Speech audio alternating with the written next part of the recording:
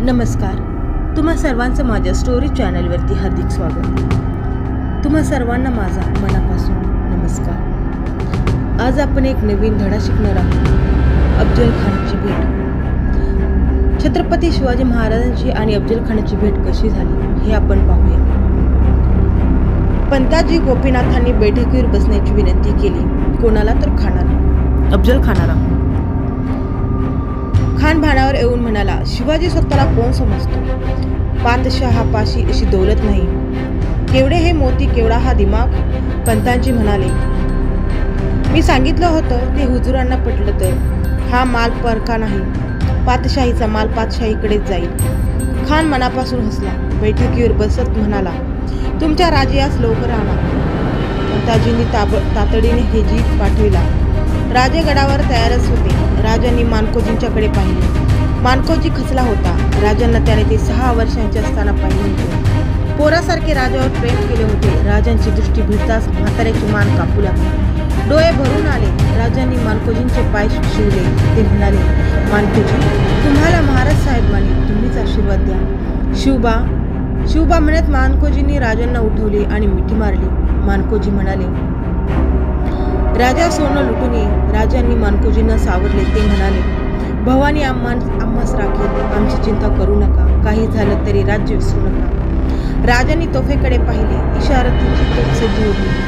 राजांनी जीवाकडून वाघनखे घेतली. मस्तकी लावून डाव्या हाती घालून मूठ मिटली. राजे पायऱ्या उतरू लागले. गडाच्या प्रथम दरवाजात राजांचा घोडा सजून उभा होता.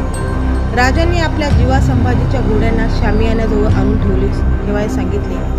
राजे 2 खास संरक्षकांसह व 10 जोखीमदारांसह पायीच निघाले. शामियान्याचे अंतर कमी होत होते. शामियाना दिसू लागला.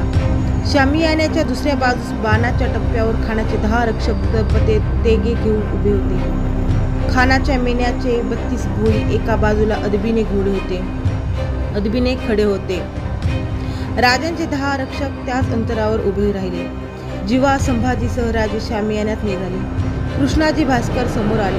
राजांनी हुजऱ्याचा स्वीकार केला. राजे पडद्याजवळ गेले. त्यांची नजर आत गेली. राजे तसेच 2 पावले माघारी गेले. पंताजी गोपीनाथ लगबगीने बाहेर आले. राजांनी विचारले, पंत, आता खानाच्या शेजारी कोण आहे? बडा सय्यद आहे. पंत, आता खानाच्या शेजारी कोण आहे? बंडा सय्यद आहे. त्याला ठरल्याप्रमाणे बाहेर जायला सांगा. खानही अस्वस्थ झाला होता. गोपीनाथांनी विनंती करताच खानाच्या चेहऱ्यावर हास्य उमटले. त्याने सय्यद बंडाला बाहेर उभे राहण्याची आज्ञा केली. दाराशी जीवा संभाजींना उभे करून राजे कृष्णाजींबरोबर आत प्रवेश करत होते.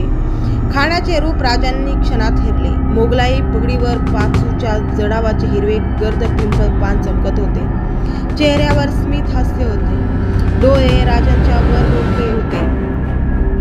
धुराचा लोट उठावा तसा खान चौथऱ्यावर उभा राहिला. राजांचा बांध अमळ ठेंगणा व सडपातळ. खानाच्या तुलनेने ते फारच किरकोळ. पंताजी गोपीनाथांनी ओळख करून दिली. विजार मताब हुजूर अफजल खान अहमद शाही. कृष्णाजी भास्करांनी सांगितले. महाराज शिवाजीराजे भोसले. खानाच्या चेहऱ्यावर हास्य उमटले. तो राजांच्याकडे बोट दाखवून विचारला झाला, शिवाजी शिवाजी म्हणतात तो हाच काय? दोन्ही वकिलांनी माना हलवल्या.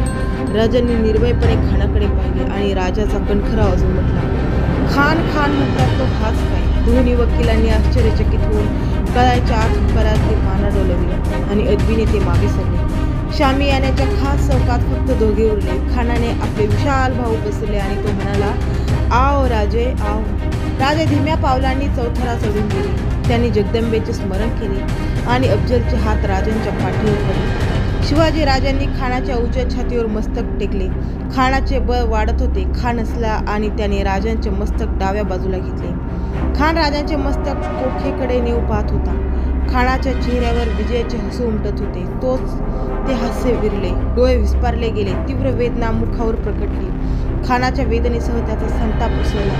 त्याने जमदाड उपसली आणि राजांच्या पाठीत उपसली, पण ती जरी कुडत्यावरून अंगरखा फाडीत सरकली. राजांनी त्याच क्षणी बिछवा उपसून खानाच्या उजव्या बाजूस भोसकला. सर्व ताकदीने बिछवा आडवा ओढला. खान त्या वाराने मागे कल्ला. खानाच्या पकडीतून सुटका करून घेत राजांनी चौथऱ्यावर खाली उडी मारली. तोच संतापाने बेभान झालेल्या खानाचा दुसरा वार राजांच्या मस्तकात वर झाला. जिरेटोप तुटून आतले जरी पत्तर फुटून त्या वाराने राजांच्या टाळूवर निसटती जखम झाली. सुन्न झालेले राजे स्वतःला सावरीत असतानाच खान ओरडला, दगा दगा. शामियान्यात सर्व लक्ष केंद्रित करून दाराशी उभे असलेले संभाजी काऊजी व जीवा आत घुसले. जीवाने पाहिले तो बधीर झालेले राजे शामियानात उभे होते. दुसऱ्या दरवाजाने बंडा सय्यद पट्टा चढून पुढे सरकत होता. क्षणाचाही अवधी न घेता जीवा महालाने बैठक घेतली. शिवाजीवर लक्ष ठेवून येणाऱ्या सय्यदचे लक्ष भरच हाताखाली पोहोचलेल्या जीवाकडे नव्हते. राजांच्या पासून अगदी नजीक पट्टा आला असता जीवाने तो हात आपल्या तलवारीने कलम केला. सय्यदचा हात पट्ट्यासह तुटला. सय्यदची किंकाळी घुमली. आश्चर्यचकित झालेला सय्यद कुठून वार आला हे जीवाने दुसरा वार केला. सय्यद कोसाला. संभाजी खानाकडे बघत होता. रक्तबंबा झालेला खान दुशेल्याने पोट बांधून दिसेल त्याचा आधार घेत रक्तसांडित शामियानाच्या बाहेर जात होता. झोकांड्यात देत त्याने पालखी घातली. भोयांनी ती उचललीपर्यंत संभाजी धावला.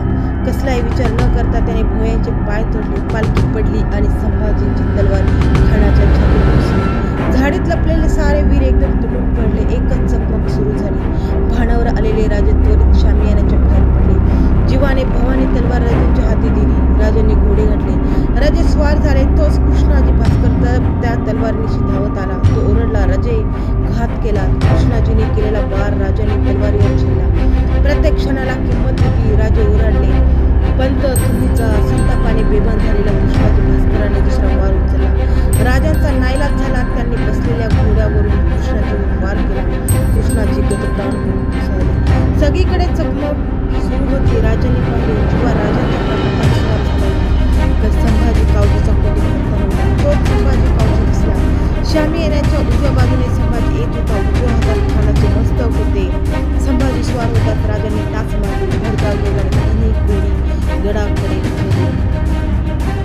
तर अशा प्रकारे खानाचा वध, अफजल खानाचा वध श्री छत्रपती शिवाजी महाराजांनी केला. त्यांची भेट कशी झाली, अफजल खानचा वध कसा केला हे आपण ह्या व्हिडिओतून पाहिलं आहे.